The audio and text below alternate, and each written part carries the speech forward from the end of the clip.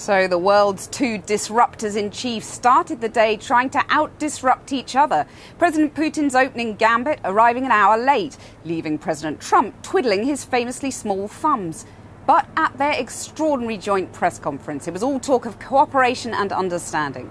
President Trump criticising not Russian interference in the US elections, but the investigation into it, describing the probe as a disaster for our country. And then there was the unprecedented spectacle of an American president laying into his own intelligence services.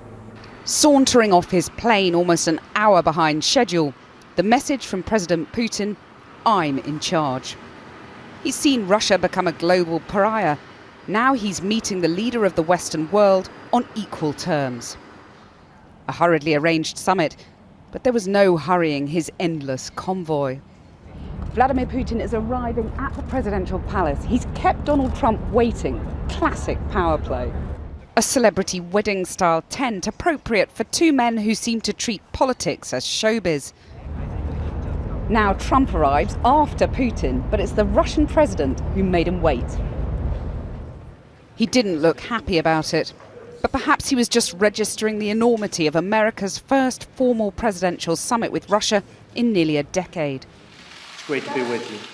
He chose not to unsettle his opposite number with one of his never-ending handshakes.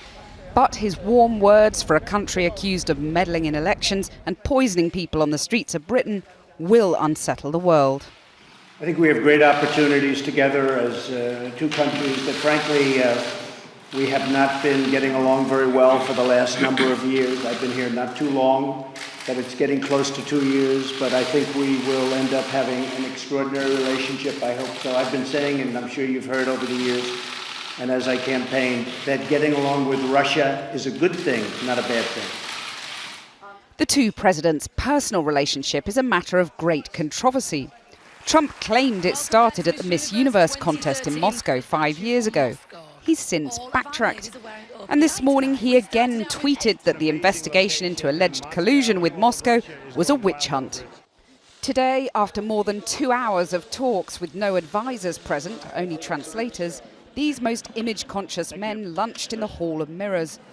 Then a much-delayed meeting with the press, further held up when a protester was bundled out. Trump's opening remarks laid claim to a place in history as a peacemaker. But our relationship has never been worse than it is now. However, that changed as of about 4 hours ago. Certainly the two men were in harmony, less on how to solve the woes of the world, more on how to unite against the world and Trump's own intelligence services over the US probe into election meddling. The probe is a disaster for our country. I think it's kept us apart. It's kept us separated. There was no collusion at all. Everybody knows it. We should be guided by facts. Could you name a single fact that would definitively prove the collusion? This is utter nonsense. They colluded in their answers, at least, before a show of bonhomie and a gift of an official World Cup football passed elegantly to the First Lady. Some collusion from the journalists too, returning to the question of Russian interference. Trump chose to deflect with an answer on Hillary Clinton's emails. What happened to Hillary Clinton's emails? 33,000 emails, gone, just gone. I think in Russia they wouldn't be gone so easily. I think it's a disgrace that we can't get Hillary Clinton's 33,000 emails. There was little of substance on Syria and only the briefest of answers from Putin on his illegal annexation of Crimea. The posture of President Trump on Crimea is well known, and he stands firmly by. He continued to maintain that it was illegal to annex it. Our viewpoint is different. We held a referendum in strict compliance with the UN Charter and the international legislation. And then the question of what power Putin holds over Trump. Has he, as alleged, collected compromising material on the American president. Yeah, I did heard these rumors that we allegedly collected compromising material on Mr. Trump when he was visiting Moscow. Well, distinguished colleague, let me tell you this. When President Trump visited Moscow back then, I didn't even know that he was in Moscow. I treat President Trump with utmost respect. But back then, when he was a private individual, a businessman, nobody informed me that he was in Moscow. It was a disturbing duet. A former CIA director suggested Trump's performance was little short of treasonous. Tonight, once again, he's left his allies around the globe reeling as foe becomes friend, friend becomes foe.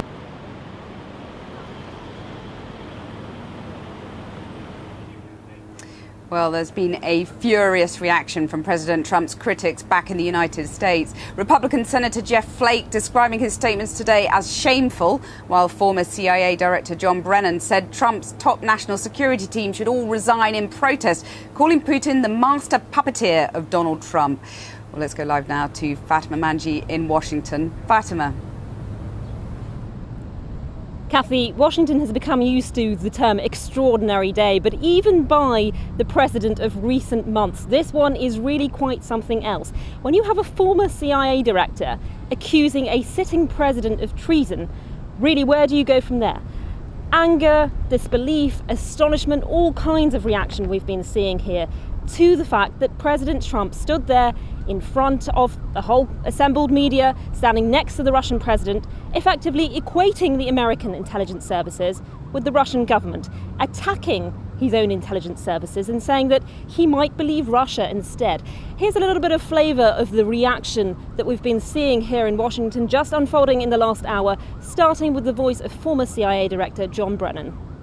I cannot understand how the national security team can continue to abide by this. This, I think, rises to the point of good American patriots resigning. Everybody around the world has seen the president stand next to Vladimir Putin and basically cave. The bar was so low for President Trump. The expectations were so low.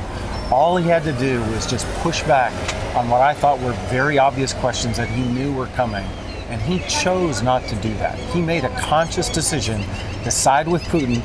What did Russia get out of this high-stakes meeting? If you look at the operation that they did with the spear phishing and the hacking, I mean, that was really a third-rate operation. It was not sophisticated, and I think the House Intel report and the Mueller indictment kind of show that. But man, what mileage have they gotten out of that? And a lot of that is being driven by the president's political opponents, both in the Democratic Party and the press. And I think that's what bugs him about the issue, is that it's used to try to delegitimize his election victory. Well, for President Trump's supporters and for the president himself, of course, there's a pride in showing that he beat Hillary Clinton, that he won the election fair and square. But is it the case that this sort of sentiment is now blinding Trump to the reality of Russian interference in the US elections? Wendy Sherman, the former United States Deputy Secretary of State under President Obama, has pointed out that Donald Trump talks about America first an awful lot. She says today what we've seen is not America first, but Donald Trump first. And it's not just Democrats who've been criticizing the president, but we are now starting to see dissent from Republicans, which is perhaps more shocking. House Speaker Paul Ryan saying that there is no moral equivalence between the US and Russia. The president must appreciate Russia is not an ally. Now, he's someone who's going to be stepping down soon, of course, so perhaps he has a little bit more scope in criticizing the president, but we are starting to see much more critical voices here in Washington. The question is, where do we go from here? At the point that a US president has drawn a moral equivalence between American intelligence services and Russia, where do we go from here? Kathy. Fatima, thanks very much. Well, joining me now from Washington, D.C. is the former US Homeland Security Intelligence Officer and author Malcolm Nance. Mr. Nance, treasonous. John McCain, the former presidential candidate, says it was disgraceful. What's your view on Trump's performance? Well, it was definitely disgraceful. It was absolutely a betrayal of his oath of office. I won't use the word treason because treason is a legal term, which means we're not in a state of war. but his acts certainly violate what he was sent to do, which is to protect and defend the Constitution of the United States. I stand with CIA Director John Brennan when he calls and asks, where are the Republican patriots on this? His whole national security staff should resign. I wouldn't stay there. This is a president who is obviously working with Moscow to dismantle the Atlantic Alliance and the national order since 1945, and he seems to be having a good time doing it. Well, Trump says that relations between the two countries were never worse, and surely it's better to talk and to have that conversation. Well, I mean, it would be one thing if he was talking, if he was speaking for the people of the United States. There is no evidence that he speaks for this nation. He speaks for Donald Trump. Everyone in this country knows, and certainly in your country, where you just suffered 2 terrorist chemical weapons attacks perpetuated by Russian intelligence on your soil. Trump did not support you. Trump did not support the European Union and his NATO allies. Trump is working in the interest of Moscow. It can only be explained one way, and that is Vladimir Putin has something over on him, and Donald Trump views Russia as part of his base, the people that put him into power, and he would rather serve their interests rather than his own nation's. So what do you make of Vladimir Putin's claim that if there is evidence, it should be brought before a court of law?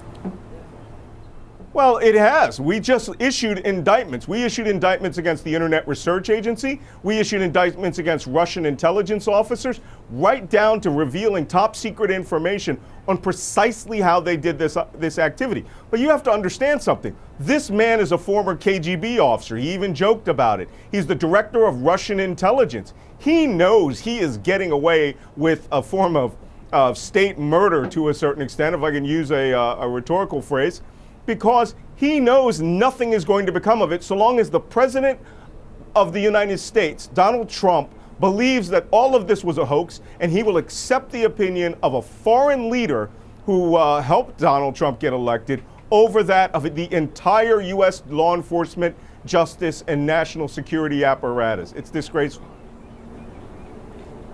I mean, these allegations remain allegations and as yet unproven. But do you think that Trump then has been played by Putin? Well, my latest book, which I just wrote, The Plot to Destroy Democracy, that's exactly what I assert. We have an entire chapter where we stack the evidence up from an intelligence analysis perspective on where Russia has completely given a new framework to Donald Trump, to where Russia is always the good guy, to where Vladimir Putin always is the person who is looking out for him, to where America is the enemy. American allies are the enemies. I mean, his statement about the European Union being a foe is a good example of the talking points that Donald Trump learned when he met with the oligarchs in 2013 at Miss Universe. He barely thinks for himself, but what he does think about, what he does say, always puppets the exact words of the Kremlin. It's impossible to believe. Malcolm Nance, thank you very much. Well, that's it from Helsinki for now, but more from here later in the programme. Now back to you, John. Thanks, Kathy. Well, after that extraordinary press conference in Helsinki, let's get some perspective on what the two leaders said. We're joined by Lindsay Hilson. An incredible moment. This is massive. Nobody can remember anything like it. Well, it's not often that, you feel your heart stopping while you're watching a press conference, but this was heart stopping. Think about any former American president standing next to a Russian president and spending the time criticizing his own rival in the Democratic Party, making it completely clear that internal politics, American politics, is more important to him than national security, than the defense of the nation. This is what Donald Trump did today. And what he said was that basically he had no trust in his own intelligence agencies. He went backwards and forwards on that. He named the director of national intelligence and said that he didn't believe him as much as he believed Vladimir Putin, all about what happened during the election. He's obsessed with the election. He can think of nothing else. And most extraordinary of all, he seemed to accept Mr. Putin's idea of helping with the investigation. He seemed to want the poacher to turn gamekeeper. I have great confidence in my intelligence people, but I will tell you that President Putin was extremely strong and powerful in his denial today. And what he did is an incredible offer. He offered to have the people working on the case come and work with their investigators with respect to the 12 people. I think that's an incredible offer. So do we have any way of knowing what the Russians make of this? Well, to some extent, with the 12 people he's talking about, there are the 12 people who the intelligence officers, Russian intelligence officers, who were indicted on Friday by the American security forces. Sergei Lavrov, the Russian foreign minister, has said that the meeting was magnificent, beyond super. President Putin, who obviously, as he stressed to us, he's a former intelligence officer himself, so he's very good at not giving things away, but I think a little smile did play around his lips. And he was asked at one point, did you want Trump to win the election? And did you instruct your people to help him do that? And he said, I did, because I wanted somebody to come to power who was going to improve relations. So it's not clear whether he was saying that he did instruct his people to help Trump come to power, but he was absolutely clear he wanted President Trump in power. That's what he's got, and he's rather happy about it. Thank you very much, Lindsay. Well, now we are joined from New Jersey by the former US ambassador to NATO, Nicholas Burns. Nicholas Burns, an incredible situation in which you find your own president against your intelligence services. Well, that's exactly it. I think Washington is stunned. The entire country is stunned. I can't remember a time, John, in our presidential history where an American president has not stood up for our intelligence services, our law enforcement community, against the word of a Russian dictator. But we all saw it live on international television today. And I think if you combine this with this disastrous trip, the criticism of your Prime Minister, Theresa May, the criticism of Angela Merkel, describing the EU as a foe, demeaning NATO, I think the credibility of the United States has suffered grievously over the last week, and Donald Trump has done a great disservice to our country. Well, it has been a cascade of most extraordinary statements, exactly as you say, and our concern is how to react. I mean, how do you react to this? How do you ask your allies abroad to react? Well, that's it. I'm most concerned, obviously, about two things. One is the reaction of our NATO allies and our great friends in the European Union. And second is, what will Americans make of this? We're kind of in an Orwellian zone here. If you think about Orwell and Animal Farm of decades ago, where President Trump is essentially saying, all of these great friends and allies of the United States, they're now competitors. And he feels free to criticize them at will. And these people over here, our adversaries, they're actually friends of ours. It's a world turned upside down. And it defies logic. It's not right. It's not in our country's interest. I think, John, what I'm looking for is Republican voices to stand up. And you've just seen in the last hour, Senator John McCain, Senator Lindsey Graham, Senator Orrin Hatch, Senator Richard Burr, Republicans, senior ones, committee chairs, all disassociating themselves from President Trump on this issue. You're talking about his base in Congress, in the Senate and elsewhere. I'm wondering about his actual base in the country, because this was a base which felt dispossessed, annoyed with power and the rest of it, and felt they'd been given a rum deal and the rest of it. But were they people who love the Russians and want to hear all this fond talk between the leaders?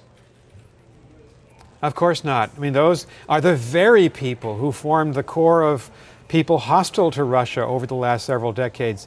John, the one thing I can tell you is that the American people consistently in the polls support Britain, support NATO, support the European Union, do not support Vladimir Putin.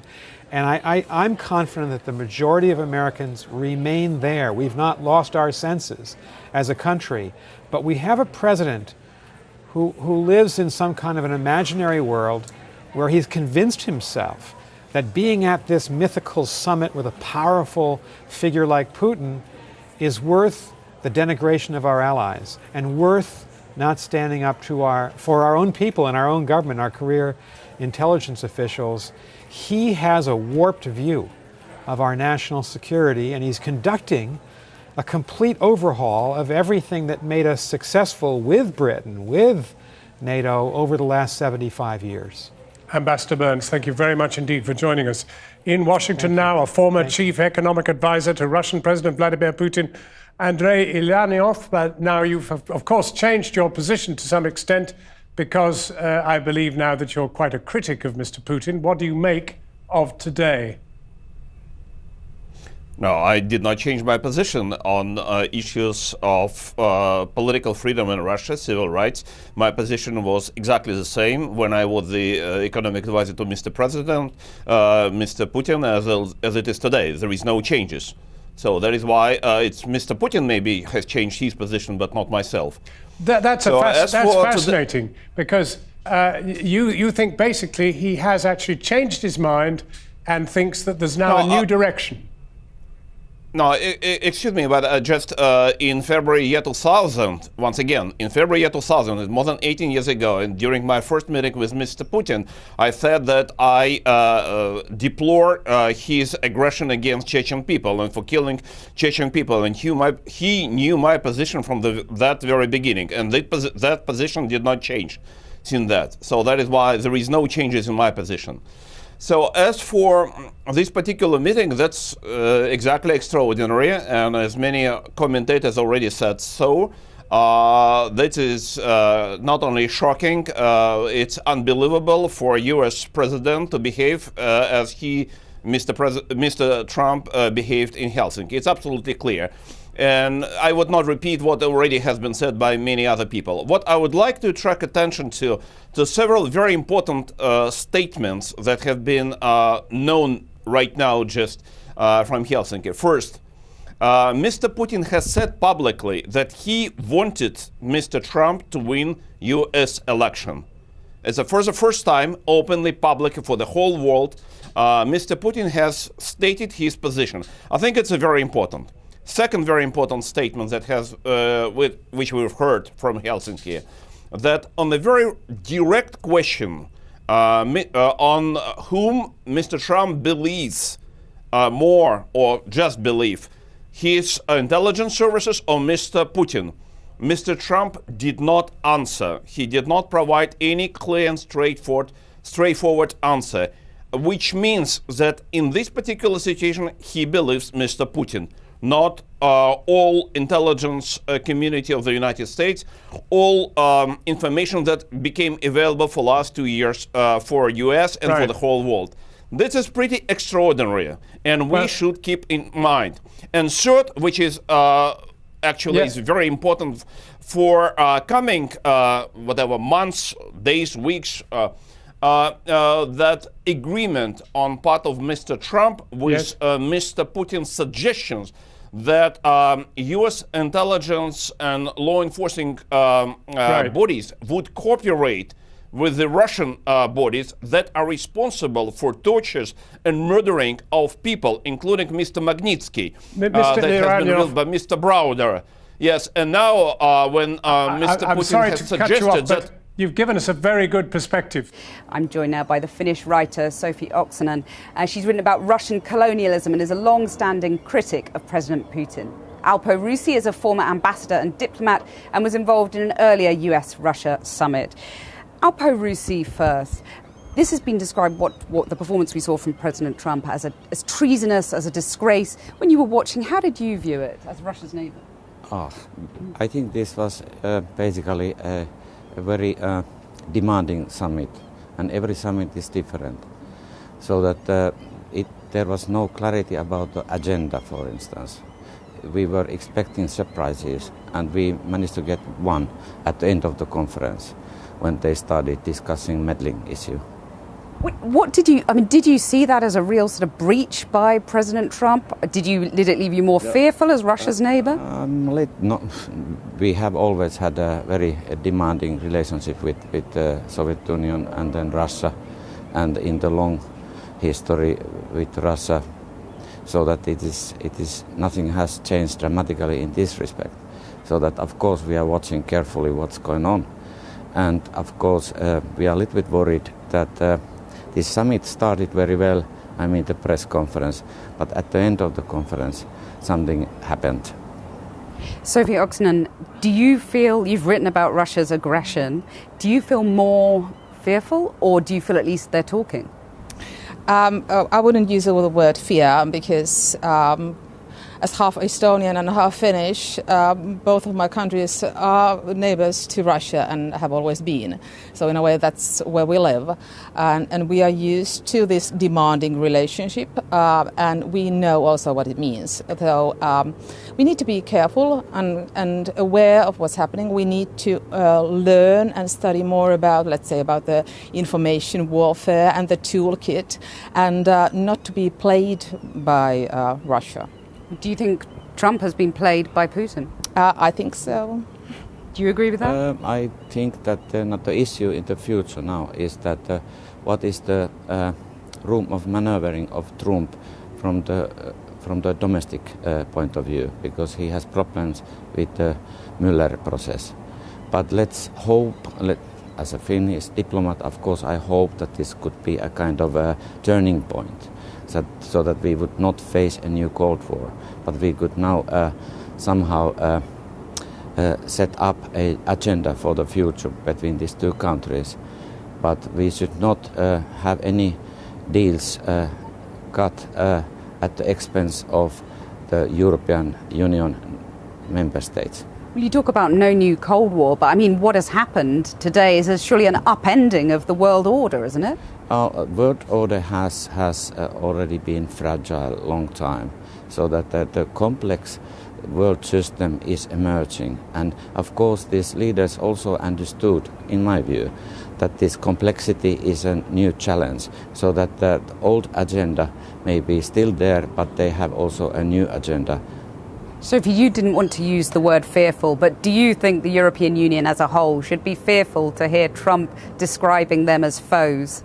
Well, that's a nasty expression, but it's part of his strategy to create fuss and confusion. It's a one way to confuse and make the Europe weaker as well. And I think that's the interest both Putin and Trump share. They want Europe to be weak.